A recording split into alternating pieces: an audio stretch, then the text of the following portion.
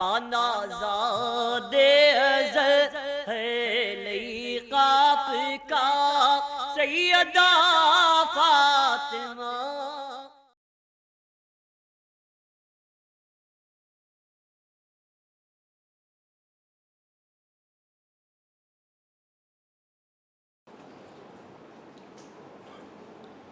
السلام علیکم ورحمۃ اللہ وبرکاتہ. نحمده ونصلي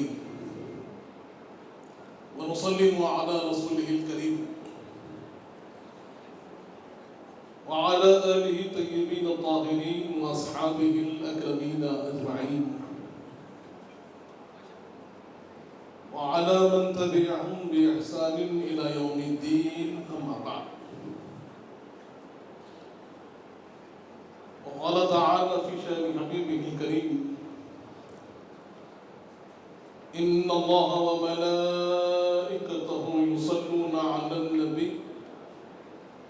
يا أيها الذين آمنوا صلوا عليه وسلموا تسليما. اللهم صل على سيدنا محمد وعلى آل سيدنا مولانا محمد وبارك وسلم. اے ختم رسول،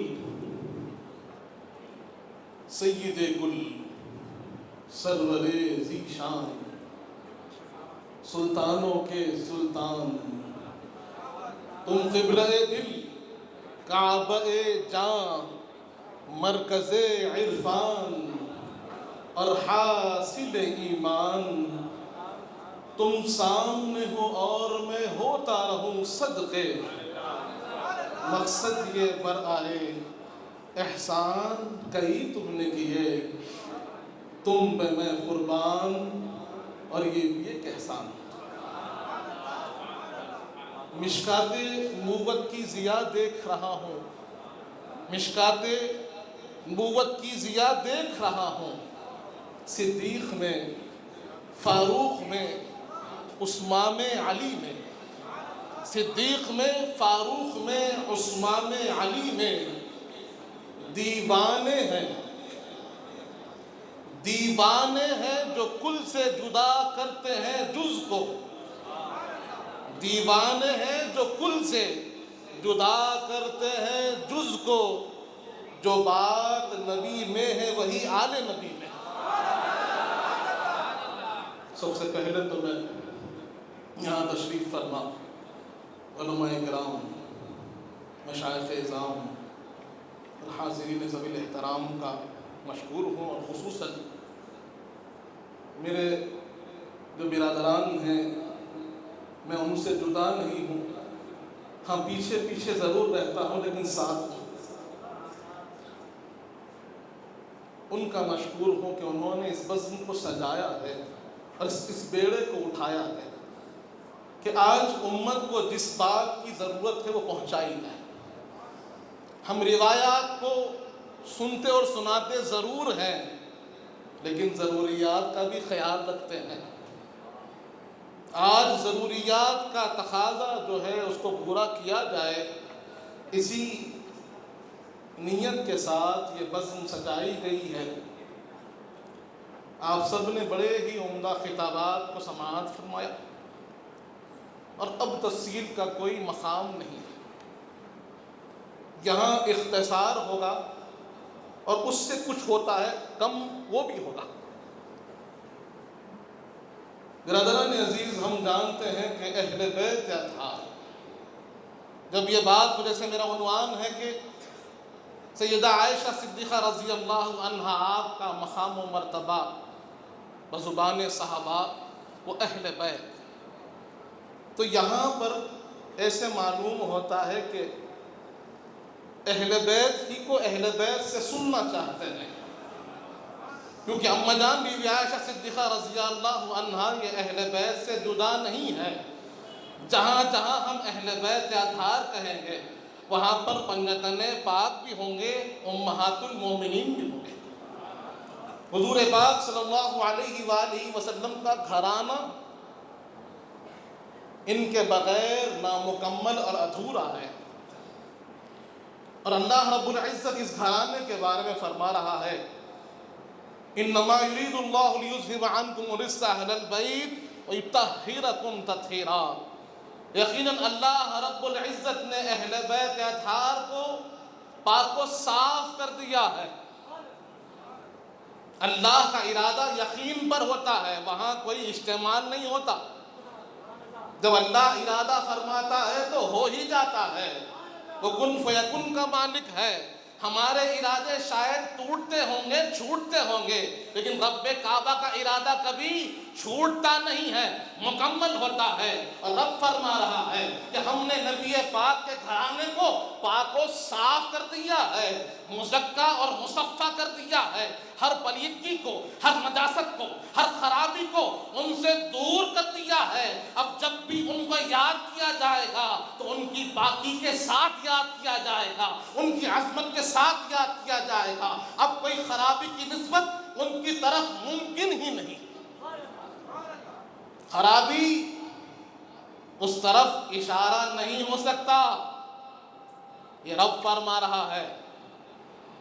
شاعر نے بڑا خوب کہا کہ ان کی پاکی کا خدائے پاک کرتا ہے بیان، ان کی پاکی کا خدائے پاک کرتا ہے بیان، آیت تطہیر سے ظاہر ہے شان اہل بیت۔ برادران عزیز، اماں جان سیدتنا عائشہ صدیقہ طیبہ طاہرہ رضی اللہ عنہا، آپ کی ذات گرامی کسی تعارف کی محتاج نہیں ہے، اور یہاں اگر کوئی نابلد تھے بھی جن کے علم میں کمی تھی ہوگی، آج اس بزم کے بعد وہ بھی باخبر ہو جائیں گے۔ حضور پاک صلی اللہ علیہ وآلہ وسلم نے بار بار یہ فرمایا ہے کہ جب تم میرے گھر والوں سے محبت کرو تو میری خاطر کرو، ان سے محبت میری خاطر کرو۔ بارہا حضور پاک نے فرمایا کہ جب میری اہل بیت کو دیکھو، میرے گھر والوں کو دیکھو، تو کسی اور چیز کی ضرورت نہیں، کسی اور وصف کی تلاش نہیں، کسی اور اختصاص کا تمہیں کوئی احتیاج نہیں۔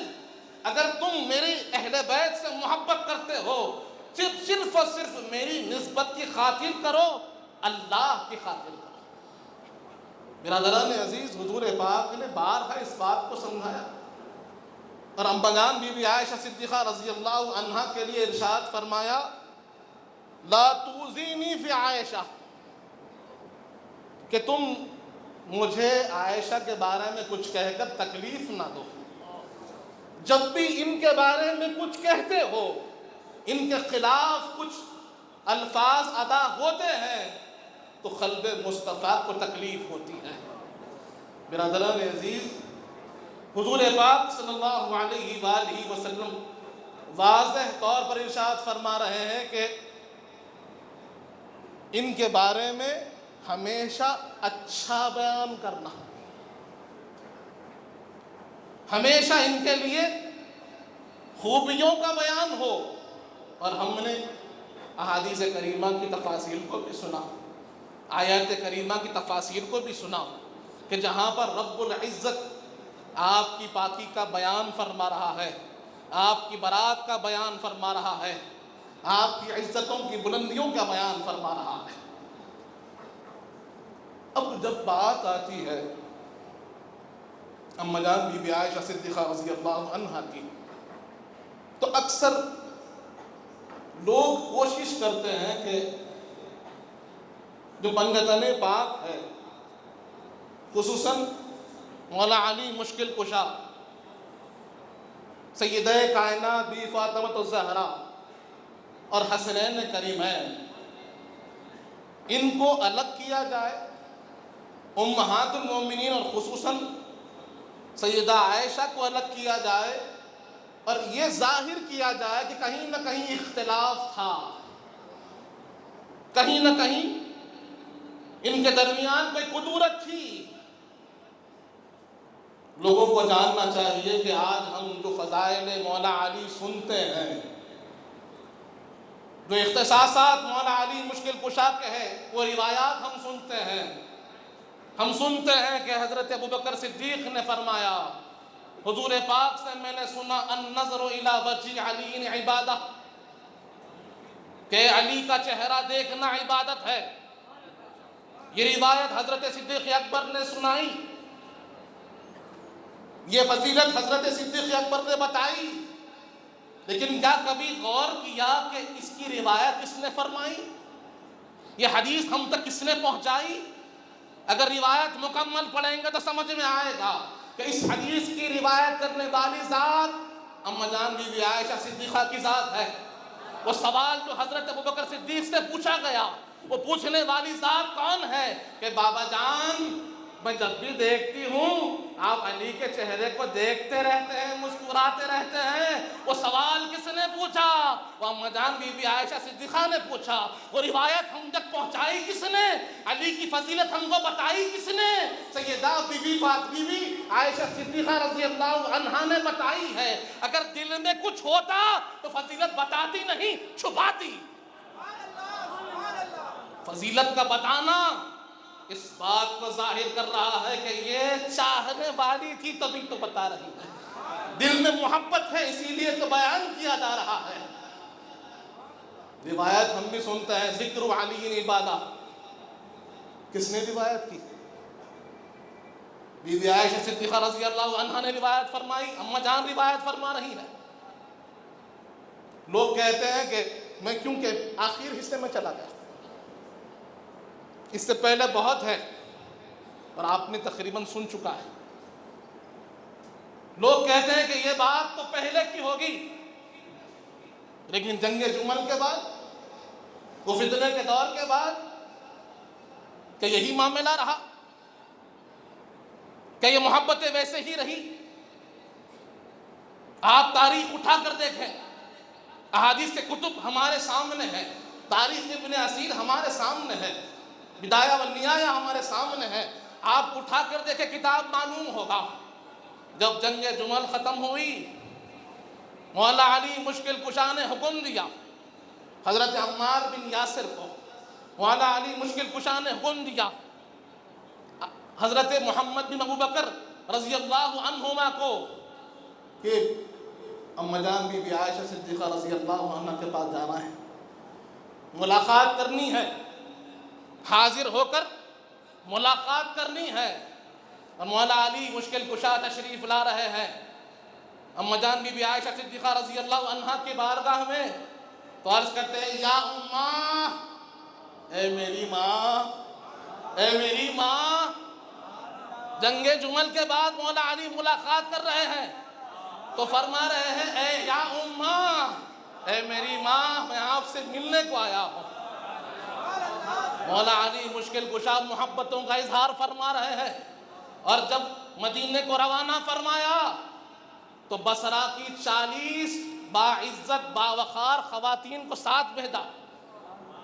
حضرت محمد بن ابوبکر صدیق رضی اللہ عنہما جو سیدہ کے بھائی تھے، بی بی عائشہ صدیقہ کے بھائی تھے، ساتھ روانہ فرمایا. یہ تعظیم، یہ تکریم کے ساتھ وہ قافلہ مدینے کو پہنچا. اور یہی بات ختم نہ ہوئی، اس کے بعد مولا علی مشکل کشا تک ایک خبر پہنچتی ہے کہ اے علی، 2 اشخاص، ایک کا نام آتا ہے سعد اور ایک کا نام آتا ہے عدنان. یہ 2 بصرہ کے لوگوں نے جب اما جان اپنے کاشان اقدس سے رخصت ہوئی تو اس کے دروازے پر کھڑے ہوئے اور کہنے لگے آپ تو چلے گئے لیکن آپ خطا پہ تھے، آپ سے غلطی ہوئی تھی. آپس میں گفتگو کر رہے تھے، اما جان کی شان میں آپس میں گفتگو کر رہے تھے، نازیبا الفاظ کے ساتھ گفتگو آپس میں ہو رہی تھی. مولا علی مشکل کشا تک یہ بات پہنچتی ہے.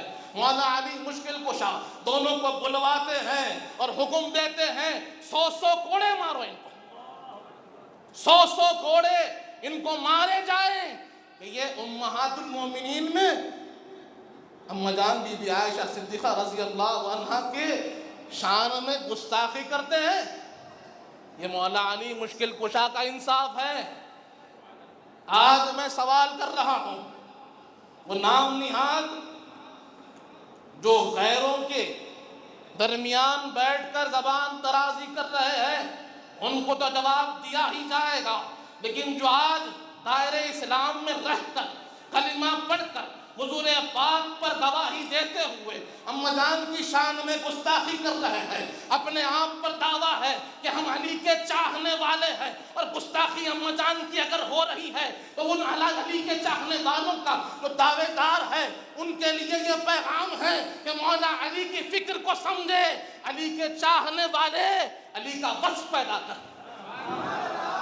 مولا علی مشکل کشا کا انصاف کیا ہے؟ مولا علی کا فیصلہ کیا ہے؟ آپ کا عمل مبارک کیا ہے؟ اس کو جانیے، اس کو پہچانیے، اس پہ چلنے والے بنیے، پھر آپ علی والے ہیں.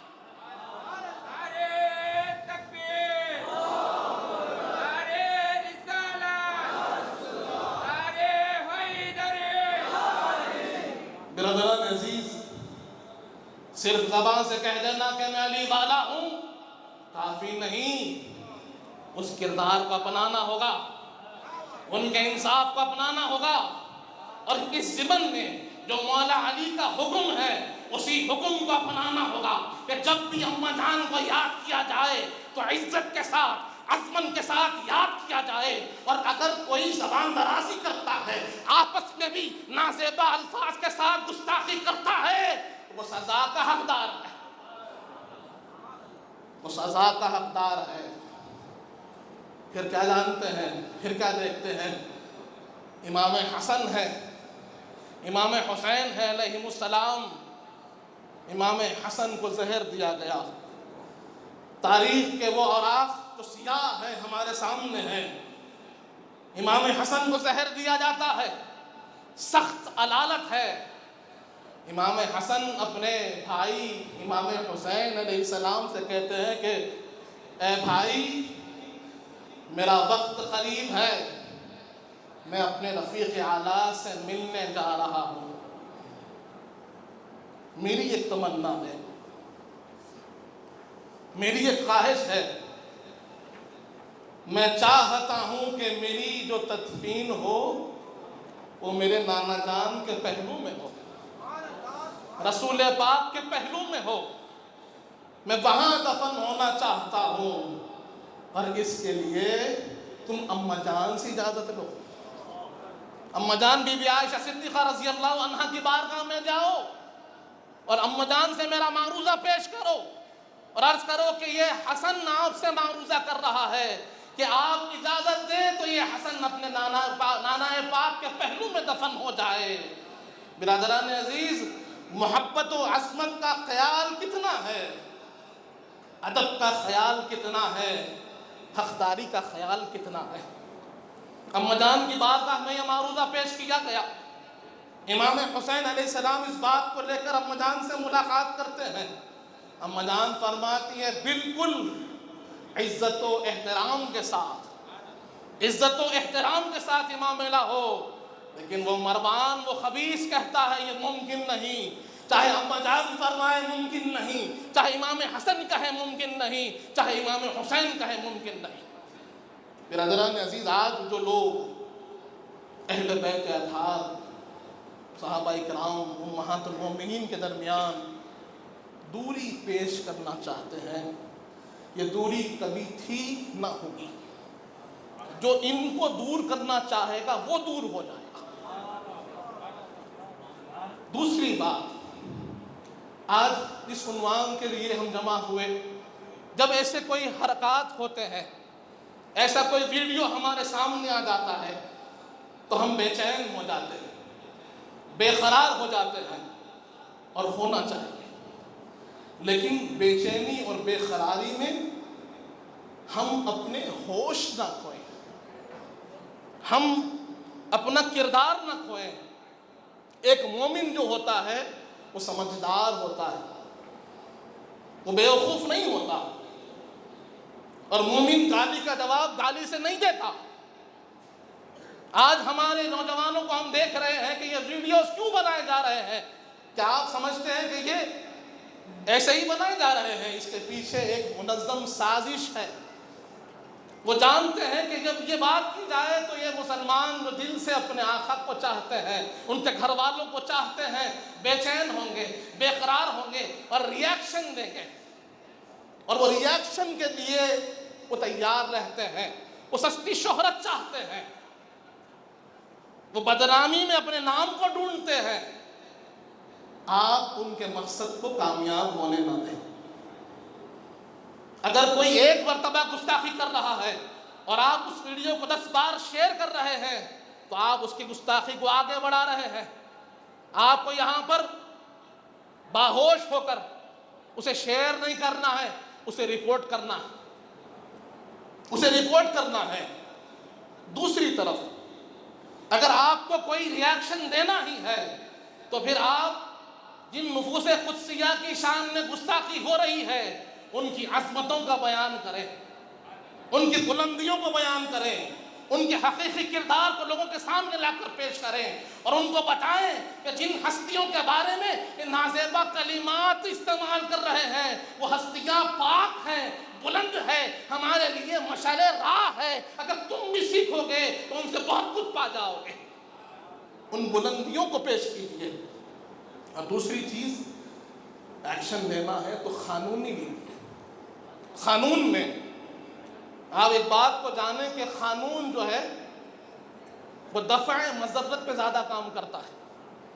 قانون کے 2 اصول ہیں، ایک جلب منفعت، ایک دفع مضرت، کہ وہ تکلیف کو دور کرنے پہ زیادہ کام کرتے ہیں۔ فنڈامنٹل رائٹس کے حفاظت کے لیے بہت سختی ہے۔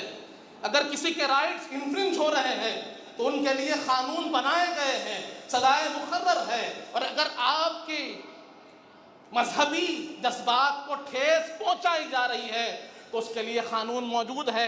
153A ہے، 153B ہے، 256A ہے۔ آپ اس کے تحت کمپلین کیجئے، اور ہمیں مولانا شاہد ندیم صاحب نے بڑی اچھی بات فرمائی کہ ہم کمپلین کرتے ہیں، ایویڈنس کلیکٹ نہیں کرتے۔ ایویڈنس کلیکٹ کیجئے۔ اگر آپ کو محنت کرنی ہے تو اس ویڈیو کو آپ اس کی حقیقت تک جائیے۔ اگر وہ جینیون ویڈیو ہے، اس پہ کوئی AI کا اندر دخل نہیں ہے، اس ویڈیو کو ڈاؤن لوڈ کیجئے، اس کے سورس کو سیو کیجئے، سائبر کرائم میں رپورٹ کیجئے، اپنے پولیس اسٹیشن میں جا کے کمپلین فرمائیے۔ اس طریقے سے آپ کو کام کرنا ہوگا۔ آپ ان کے حربے میں اور ان کے مقصد کو کامیاب کرنے کا آلہ نہیں بن سکتے۔ اس بات کو سنجیدگی سے غور کرتے ہوئے منظم طریقے سے کام کریں گے تو یقیناً برائی کے جواب میں ہم اچھائی کو پیش کر سکیں گے۔ انہی چند کلمات کے ساتھ میں رخصت ہوتا ہوں۔ وما علینا الا البلاغ المبین۔ آپ کا محتاج کرم ہے، نسبت کی قسم ہے، نسبت کی قسم ہے۔